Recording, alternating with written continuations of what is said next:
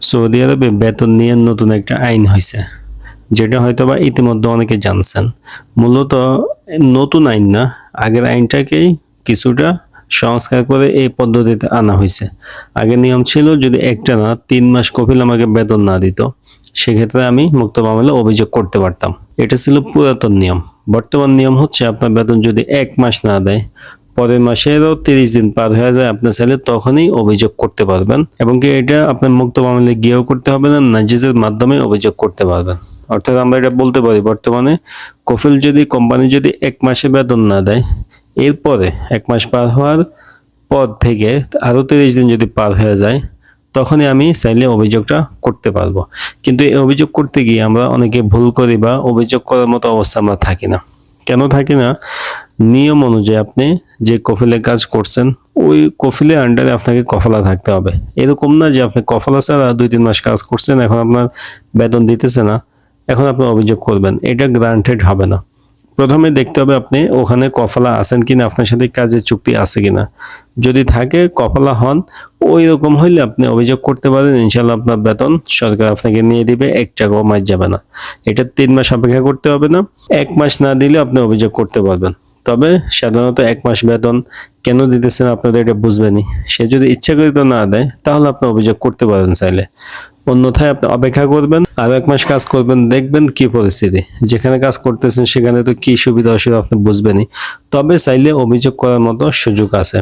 আবার প্রবাসীরা আরেকটা ভুল করে, অভিযোগ করতে গিয়ে মুক্ত মামলায় অভিযোগ যখন দাখিল করে, তখন তারা বলে যে আমার বেতন 4 মাস, 5 মাস, 6 মাস দেয় নাই।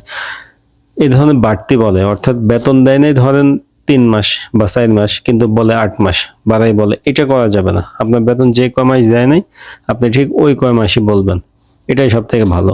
আর যদি সত্যি সত্যি 8 মাস না দেয়, 7 মাস না দেয়, ওইটা আপনি বলতে পারেন, সমস্যা নেই। তবে নিয়ম বলে কোনো ব্যক্তি 7 মাস 8 মাস বেতন ছাড়া কারো কাজ করবে না, করা উচিত না। সৌদি সরকার এটা আপনাকে বলেও না যে আপনি বেতন ছাড়া 7-8 মাস একটানা একজনের কাজ করেন, কখনো এটা বলে না। যার কারণে বারবার নতুন নতুন নিয়ম আনতেছে, এটাও একটা নতুন নিয়ম।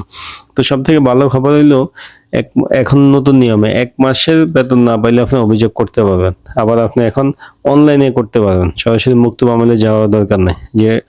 যেটা নাজিজের মাধ্যমে আপডেট করা হয়েছে, সেখান থেকে করা যায়। এখন নাজিজের মাধ্যমে তো সবাই করতে পারবেন, আমরা জানি। যদি আপনি পারেন তাহলে তো ভালো, আপনি করলেন। না হলে আপনি সরাসরি মুক্ত মামলায় গিয়ে করলেন। এমন নয় যে নাজিজের মাধ্যমেই করতে হবে, বিষয়টা এরকম না। চাইলে করতে পারবেন, না হলে সরাসরি মুক্ত মামলায় গিয়েও অভিযোগ করা যায়, কোনো সমস্যা নাই।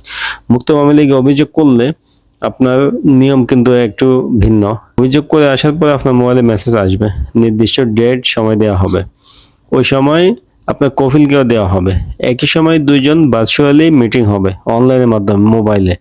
যেখানে আপনি থাকবেন, কফিল থাকবে এবং সরকারি উকিল থাকবে। 2 জনের কথা শুনবে প্রাথমিকভাবে। কফিল কি বলে, আপনি কি বলেন, সত্য মিথ্যা। এরপরে পর্যায়ক্রমে মামলাটা কিন্তু আদালত পর্যন্ত যাইতে পারে, অথবা মুক্ত মামলায় এটা সমাধান হয়ে যেতে পারে।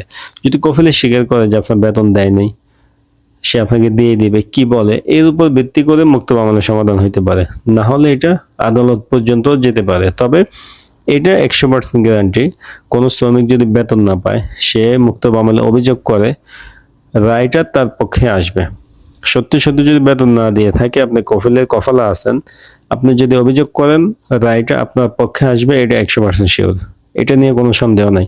অনেকে ভয় পায়, অভিযোগ করতে চায় না। বেতন না পাইলে অভিযোগ কেন করবেন না ভাই? আপনি কাজ করছেন টাকার জন্য, শ্রম দিয়েছেন, আপনি ভয় পাওয়ার কি আছে? থাকতে পারবেন না সৌদি আরব? বেতন ছাড়া থাকে আপনি কি করবেন? যদি 5 মাস, 4 মাস, 3 মাস আপনাকে বেতনই না দেয়, এভাবে চলতে থাকে, তো আপনি সৌদি আরব থেকে কি করবেন? আপনার তো চলে যাওয়াই উচিত। যাওয়ার আগে মুক্ত মামলা অভিযোগ করে টাকাটা নিয়ে যাবেন। কেউ ভয় পাবেন না, ভয় পাওয়ার কিছুই নেই। আপনি একদিন গিয়ে দেখেন, যারা এই ধরনের বিপদে আছেন তারা গিয়ে দেখেন যে আসলে আপনার সাথে কি ব্যবহার করে। খুব ভালো ব্যবহার করবে, রায়টা আপনার পক্ষে আসবে সত্যি সত্যি বেতন না দিলে। আর যারা কফালা না, এমনি ফ্রি ভিসা কাজ করতেছেন, তাদের বেতন না দিলে, 6 মাস না 1 বছর বেতন না দিলে তারা কিছুই করতে পারবেন না। অভিযোগ করতে গেলে উল্টা নিজে বিপদে পড়বেন। এই কারণে কাজ করতে গেলে হয় কফালা হবেন, কন্ট্যাক্ট করবেন, না হয় আজিরের মাধ্যমে চুক্তি করবেন। আজের মাধ্যমে চুক্তি থাকলেও ওই কফিলে কফালার না হইলে আপনি কিন্তু পরবর্তীতে অভিযোগ করতে পারবেন, কারণ কি আজেরও একটা কাজের চুক্তি, সেখানে সব উল্লেখ থাকবে। আশা করি বিষয়টা বুঝতে পারছেন। নতুন পুরাতন দোনো নিয়মটাই বলে দিছি। সৌদি প্রবাসী ভিডিওটা অবশ্যই শেয়ার করবেন, যাদের চোখে পড়বে যেখান থেকে দেখেন ভিডিওটা শেয়ার করবেন, প্রবাসীদের যেন সতর্ক হইতে পারে, সঠিক সময় সঠিক সিদ্ধান্ত নিতে পারে। ভিডিও ভালো লাগলে লাইক দিবেন। এই ধরনের আপডেট আরো পাওয়ার জন্য চ্যানেলে সাবস্ক্রাইব করে রাখবেন। দেখা হবে নতুন ভিডিওতে। আজকে এই পর্যন্ত, আল্লাহ হাফেজ।